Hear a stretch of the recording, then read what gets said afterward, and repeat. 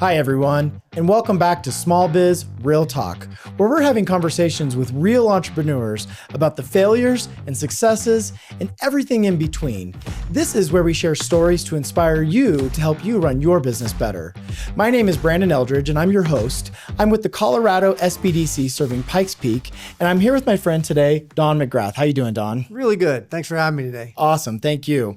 Well, your company is Avalanche Water Systems, which is a Colorado Springs-based company helping homeowners get more enjoyment out of outdoor spaces through innovative water and irrigation solutions. Don, you've been working with the Pikes Peak SBDC and our advisor, Steve Imke, as your company continues to grow, refine its prices, explore investment opportunities, and prepare for the next step of scaling. Is that right? Absolutely. And Steve has been so valuable. He's given us so much great information. Oh, boy. And really influenced some of the decisions we made. Oh, boy. I'll make sure Steve doesn't watch this episode. Yeah, don't want to inflate his ego. I love it. I love it. Well, tell us a little bit more about your business. I kind of gave an intro, but you're a manufacturer, a local manufacturer, and I just love this. And I love that we're having this conversation. So tell us a little bit more about your product. Well, I always say Avalanche Water Systems is an accidental business. Okay. And it's, you know, I was retired and I didn't expect to find myself the president and CEO of a high-tech startup company, basically. Okay. But a few years ago, my wife and I bought a house on 5 acres and we had 40 trees and hundreds of plants, drip line and sprinklers, and Wow. never really had that before. Okay. And so I was really interested in learning more about it. Well, in the first year that we were there, I had 10 trees die.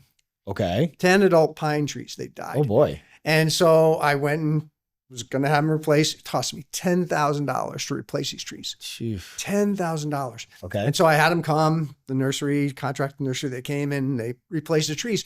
And when I went to the nursery and said, well, what do I have to do to these trees, you know, with respect to watering, so I'm not here again in 2 or 3 years? I don't want to shell out another 10 grand. Yeah. And they said, well, you know, for the first 3 weeks, you should water them like 15 gallons a day. And then taper down that water over 6 months until you're watering 15 gallons every 3 weeks. Okay. I was like, how am I supposed to do that? You know, I'm on a drip line with all this other stuff. Okay. And they said, well, you can take hoses around. Some of these trees are 300 feet from my house. Like I'm going to drag hoses around. Sure. And they said, well, you could use these watering bags, which weigh over 100 pounds. I said, no, there's got to be a better way. They said, well, you can just put more drip emitters in there and then take them out. I said, that sounds ridiculous. There must be a better way. Okay. And there wasn't. So that's the problem that I began to solve with Avalanche Water Systems. Okay. So you found a problem and you're going to solve it with this business now. Absolutely. And obviously, I'm willing to bet that wasn't the idea in the beginning, that you're going to start a business with this. You had a problem for yourself, right?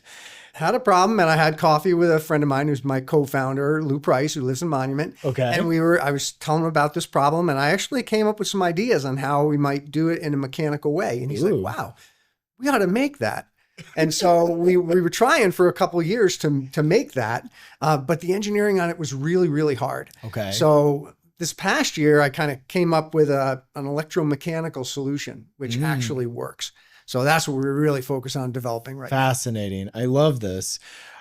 Okay, you got me on the hook for a couple things here. So let's talk about that coffee meeting with your friend. I call this your epiphany moment, where we're realizing, oh my gosh, we have something that's really neat on our hands here. So talk to me about that conversation and how that's led you into this entrepreneurial journey.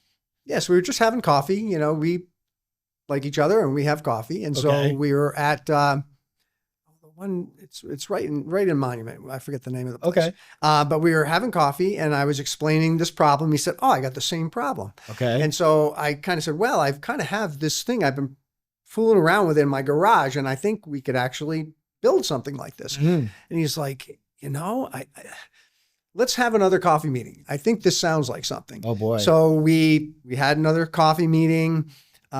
We decided to create the business. I hired some people off of Upwork, which is a contract engineering and other kind of site. Yeah. And had somebody start doing some fluid dynamic simulations. And so that was the beginning of it. We actually just took some action and started going down that road.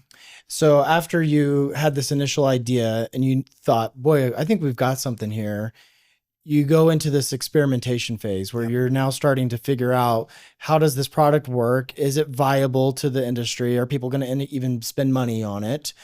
Was this the time when you found SBDC, or what were you doing in this experimentation phase? So we walked a crooked line. Okay. So we began with that product, and the engineering on it was so hard. I was like, okay, I don't know. This is more than we can do. At the same time, Lou and I were having same problems with pocket gophers on our properties. Okay. So okay. I don't know if That's you know unique. pocket gophers, but I do not. they're gophers that dig and they destroy your plants, and they can wreak havoc on your property. Okay. So we're both having this problem, and we both stumbled upon a solution around the same time. Turns out these critters hate certain scents. And I'm not going to tell you what the scents are, but they hate certain scents. And so what we decided to do was... Is that proprietary? Okay, yeah, I'd have to kill you if I told you. Oh, boy. So Lou had discovered this. I kind of discovered it at the same time. So we started creating a product which became Stink Steak, which is an eco-friendly way to repel these pocket gophers and other burrowing critters like ground squirrels, moles, and voles.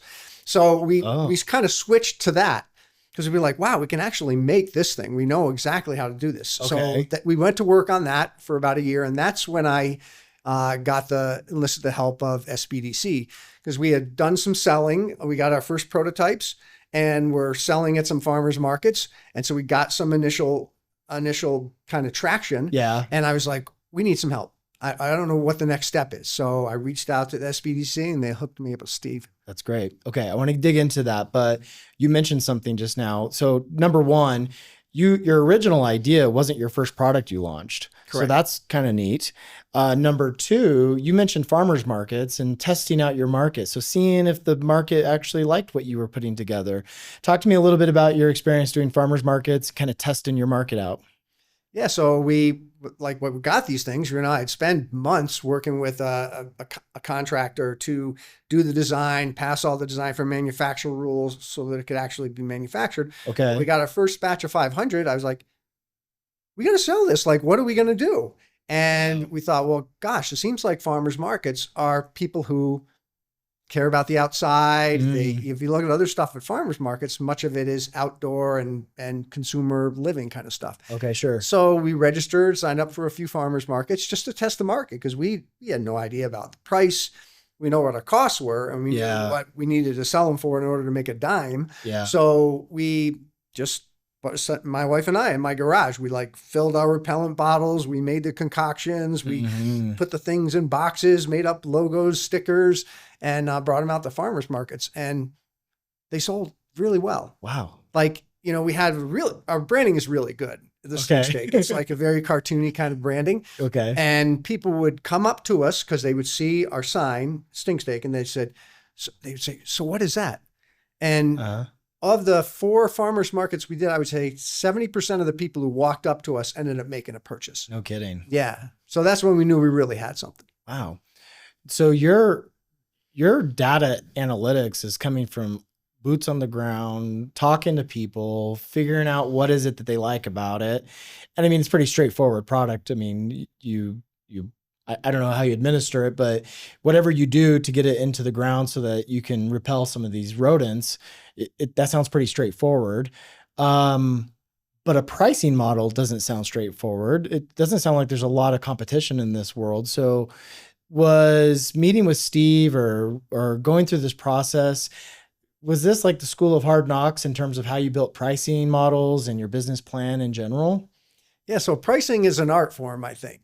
So we knew what our costs were, and we have a path to get to lower costs, because these were first run, kind of hurry up and ship it and get things done. But it's kind of an art form. So Lou and I got together and said, well, what our competition are traps and poisons, basically. Okay. And so we kind of knew what the price was on those. But this is eco-friendly. Like, it doesn't kill the things, it doesn't poison your dog if they happen to get into it. So we think it's a premium product. So we set a price. And so our 6-pack was priced, I think at the time, as $59.95 or something like that is what and people were buying them.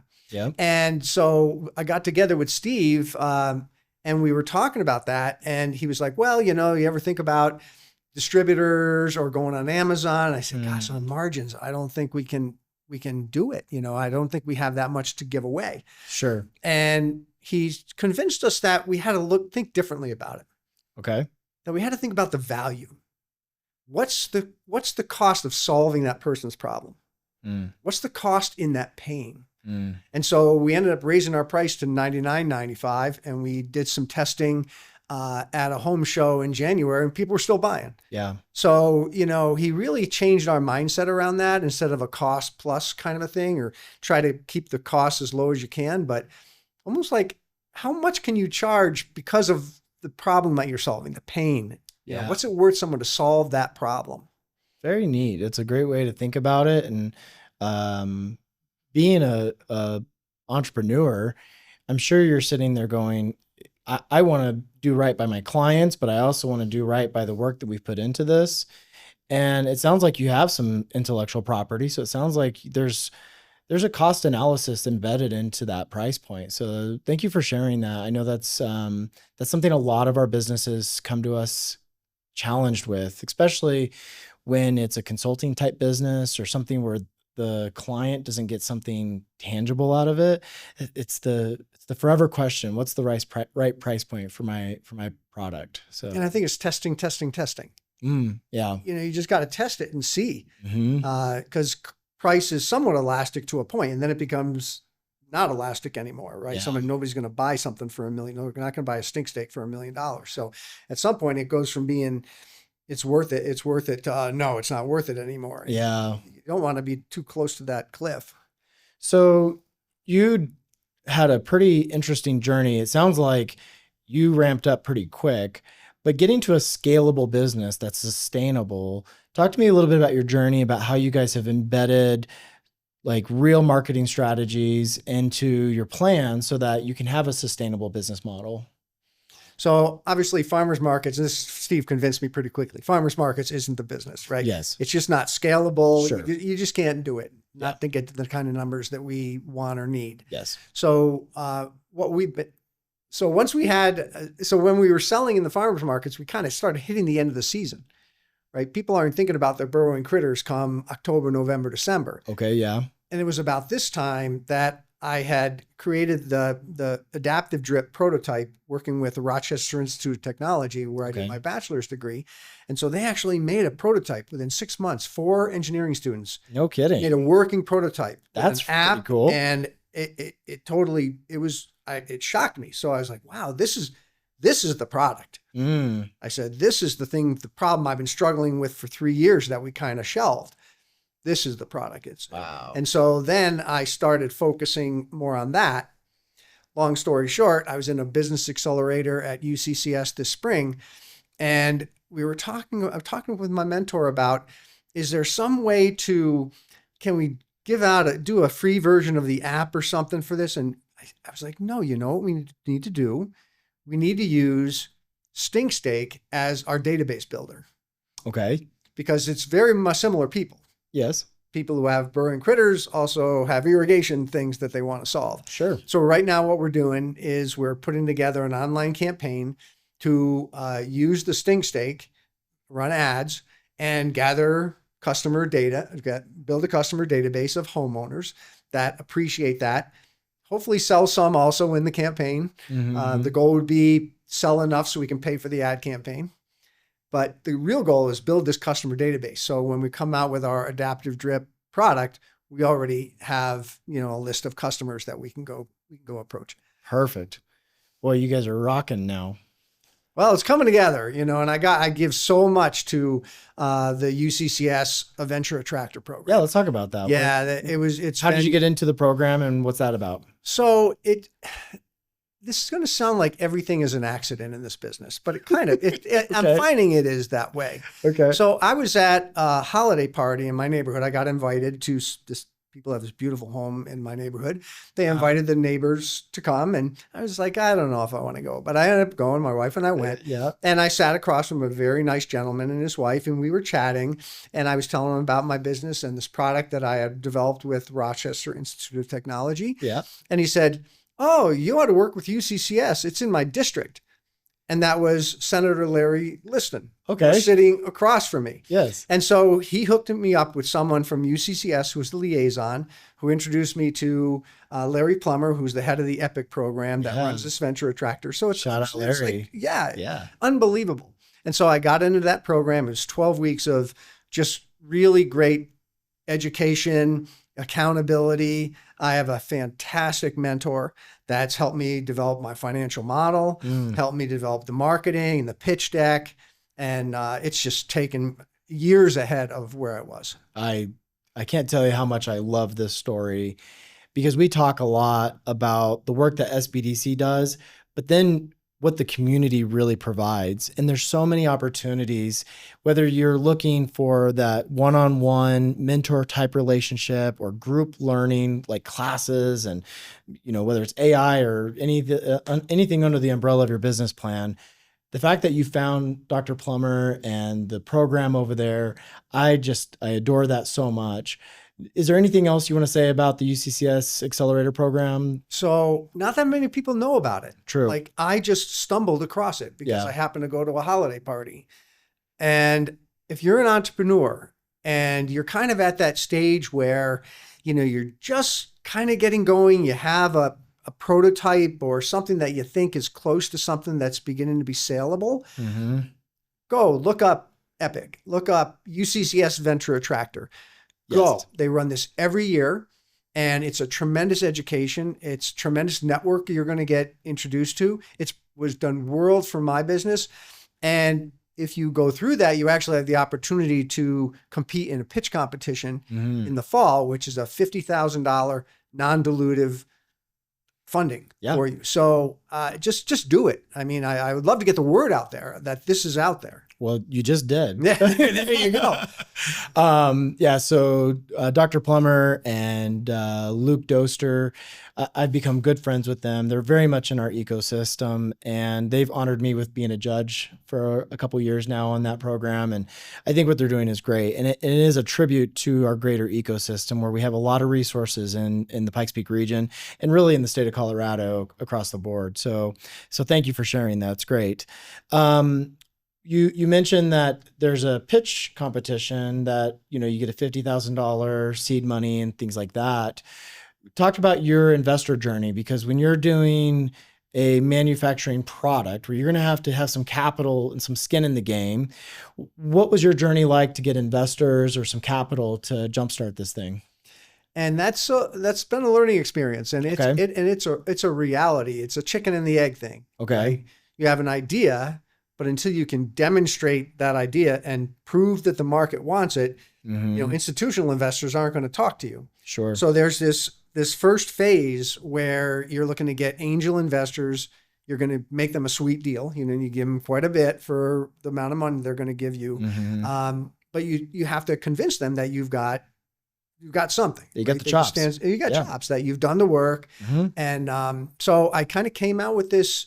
I had my first prototype. I picked it up in December, went out to Rochester, and that's when I knew. I was like, wow, this is really going to be something. So I just started talking to people that I knew. And someone I had known for a long time immediately said, let's have lunch. Okay. So I had lunch with him, and he goes, I want to invest. He said, this is obviously going to be huge. Yeah. So through that, and then, then there's mechanics of it. Getting incorporated, doing the paperwork, hiring the attorneys, doing the safes and all that stuff. So, so that probably took about 4 or 5 months to get through the process, but we do have our first angel investor, and that's allowing us to engage an engineering group in Boulder that's now doing the initial stages of engineering. Okay. Doing the project and budgeting and unit costs and that kind of initial analysis. Oh boy. So this is great. So you found your first angel investor. I like to say that businesses that are in your shoes, it's not going to be usually just a one opportunity and then you're done. You almost have to practice your pitch. You have to practice explaining the value, what your minimum viable product is, and what is the value you bring as an entrepreneur. Have you found yourself getting better at telling that story? Worlds better. Okay. Worlds better.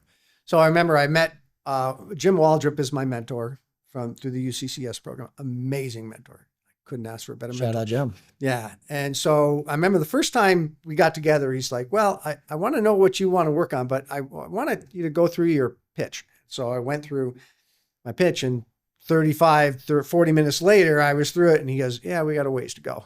Oh boy. So one of the things at graduation on the last day of this program is you give a pitch and it has to be 7 minutes. So he helped me get that message and hit all the points. You know, what's the problem? Yeah. What's the solution? What's your tam, sam, sam? Like, what's the market look like? What's your distribution strategy? What's your go-to-market strategy? In 7 minutes. So I really feel like my pitch right now is pretty tight. Pretty dialed in. I'm ready to go. And it's not just because you're talking faster. It's not just because I'm talking faster. It's just like, it's got to go. And Jim has been brutal about, no smaller than 28 point font. Like, so it's got to be, people got to see it at the back of the room. That is probably one of the financial model and that pitch deck were two of the biggest assets I got out of that program. Fascinating. Okay. I love that.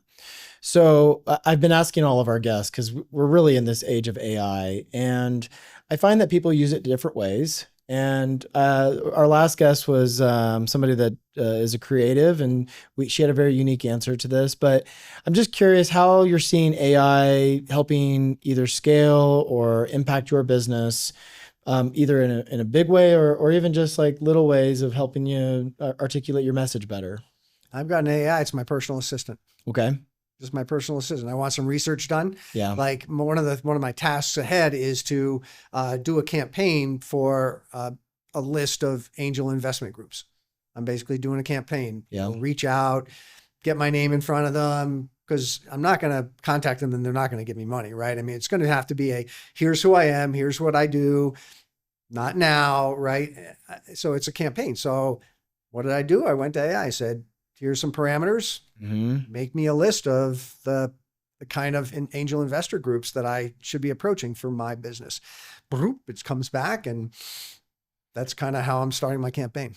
Can I ask you, do you have any patents or anything that's proprietary truly?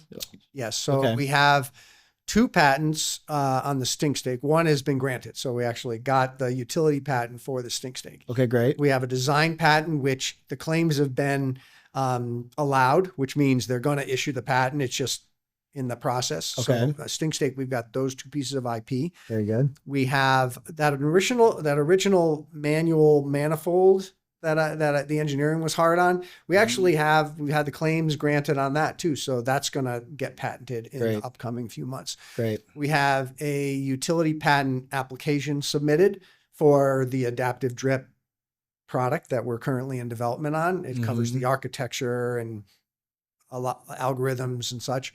And then we also have a provisional on some additional features that I kind of came about after I submitted the first utility patent. Okay. So, I asked that question because we were talking about AI and how when you're using an LLM, you might be sensitive to putting certain things into it if you have IP. But now you got me on a different question. So how was the process like going to get a patent for your business? So I used to work in IT. I was a director of engineering. So I had 36 patents going into this from my previous life. So regular Thomas Edison here. I kind of understood. I worked for GE. So that's where I got a lot of my patents, actually. Okay, cool. But so I kind of understood the process for patents, and I understood the kind of how to decide what should be patentable and what not. It was pretty easy. I just found a patent attorney. I went online and searched and found one. We had a conversation. I liked them, and they've been supporting us ever since. That's great. And so it's been not so difficult. Our patent attorney is very good about taking, and I'm also very good about supplying like basis information. Nice. I like to write. I'm a writer. I create lots of diagrams, and so we work really well together. So it actually hasn't been that difficult. The most difficult thing is the time. Sure. You submit and you wait and you wait and you wait and you wait and you wait and you wait and you wait. And then they come back and say, oh, now you need to go to this next step, and it takes more money. Okay. Well, that's a good tip for our listeners today. What's on the horizon right now? What are you thinking about for the next phase of this business? And what partners are you thinking about bringing along if you're able to say? I don't know. So the next phase is this engineering phase, which we just started. Okay. So, I have some ideas of unit costs from some work that the RIT students did and some other things that some research I've done. But I want an engineering team to come back and say, this is the unit cost. Here's the BOM. Here's the assembly cost. Here's kind of where this should be sourced. So that's the work ahead of us. I've been invited to exhibit at the CU Innovation Day on September 14th. Fantastic. Coming up. Okay. And so I want to have some kind of a field deployable prototype. Probably won't be final form, probably won't be final full function, but something that I can actually demonstrate at the event and then also pilot to a few locations. Okay, neat. So I'm working with the engineering team on getting that done. That's kind of my near term. Don, am I going to see you on As Seen on TV one of these days? I hope so. I hope so. We'll put in an application with this podcast. And partners. So right now we're working with Boulder Engineering Studios out of Boulder. They're an engineering team. I vetted about 7 different engineering teams around the country, and they just were the best at doing exactly what I needed them to do. So we just kind of kicked off our engagement. They're working on the front end of the design right now, and we're really looking forward to seeing what they come back with.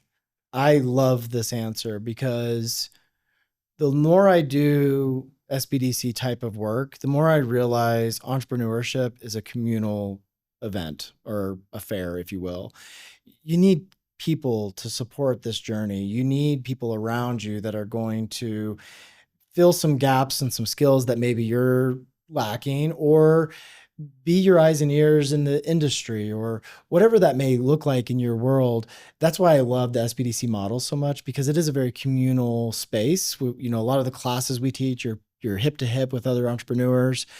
And then on the back end, where you actually have partners and people that see your vision, see what you're building, and are right there building it with you. And oftentimes they're 50-50 partners with you, right? And they're the ones building it with you. And I think it's so important that our listeners see that if you're on this journey and you feel very isolated and alone, you need to find some support around that. And whether it's going to UCCS or Exponential Impact and do a pitch competition, one of those, they do a monthly pitch competition, go put your chops on there and see how you do there. But the point is finding community. Is that been important in your journey? Incredible. Okay. Incredibly important. I mean, every time I talk to somebody, I learn something. And so the more I talk, the more I learn and the quicker I learn. And I know that I can't do this myself. I mean, it's just, I don't have the skills, I don't have the tools, I don't have the materials, I don't have capability. So now what I need to identify the right partners, and I need to raise money so I can pay those partners to do their work. Of course. So what's been your biggest success, in your opinion, since starting on this entrepreneurial road? I think the biggest success was realizing I honestly, it was about a year ago, it was April of last year, in this notebook that's sitting right over here. Okay. I sketched out the architecture for adaptive drip. And I pretty quickly came to like, wow, this is really valuable, and this is really, really innovative and cool. I couldn't do it myself. So the best thing I did was reach out to one of my old universities, the Rochester Institute of Technology.